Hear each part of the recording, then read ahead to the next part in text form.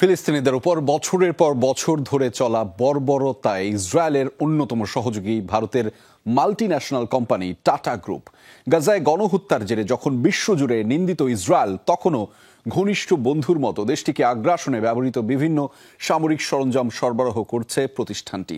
Israeli দখলদারিত্ব পাকাপোক্ত করতে প্রযুক্তিগত সহায়তাও দেয় কোম্পানিটি।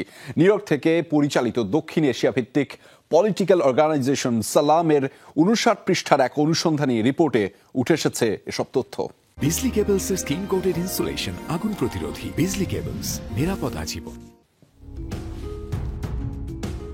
বিশ্বজুড়ে দানশীল ভাবমূর্তির জন্য বেশ সুখ্যাতি রয়েছে ভারতের মাল্টিন্যাশনাল প্রতিষ্ঠান টাটা গ্রুপের, অথচ তারাই ফিলিস্তিনিদের ওপর দশকের পর দশক ধরে চলা নিপীড়নে ইসরায়েলের অন্যতম সহযোগী। নিউ ইয়র্ক থেকে পরিচালিত দক্ষিণ এশিয়া ভিত্তিক সংস্থা সালামের এক রিপোর্টে টাটাকে ইসরায়েলি দখলদারিত্বের কর্পোরেট আর্কিটেক্ট আখ্যা দিয়ে তাদের ঘনিষ্ঠ সম্পর্কের ফিরিস্তি তুলে ধরা হয়েছে।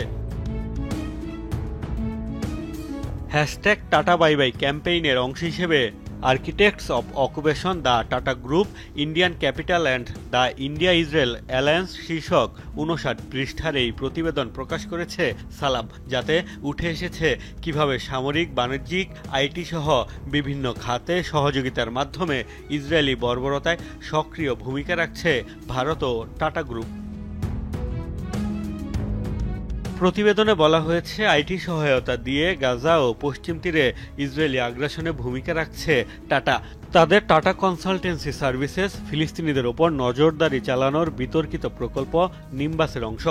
এছাড়া সালামের অভিযোগ, টাটা মোটরস তাদের সহযোগী প্রতিষ্ঠান জাগুয়ার ল্যান্ড রোভারের মাধ্যমে ইসরায়েলি এমডিটি ডেভিড সাজোয়াজানের জন্য চ্যাসিস সরবরাহ করে, যা পশ্চিম তীরে টহল, সামরিক অভিযান ও ফিলিস্তিনিদের দমনে ব্যবহার করে ইসরায়েল। ইসরায়েল অ্যারোস্পেস ইন্ডাস্ট্রিজের সাথে মিলে যৌথভাবে বারাক 8 মিসাইলের কমান্ড সিস্টেম তৈরি করে টাটা। পাশাপাশি তেল আবিবের নৌবাহিনীর বিভিন্ন অস্ত্র তৈরিতেও সক্রিয় ভূমিকা রাখছে। Tata advance systems limited F-16 যুদ্ধবিমানের ডানা এবং AH-64 অ্যাপাচি হেলিকপ্টারের ফিউজলেজের সবচেয়ে বড় সরবরাহকারী। গাজায় বর্বর হামলা চালানোর জন্য এসব উড়োযান ব্যাপকভাবে ব্যবহার করে আইডিএফ।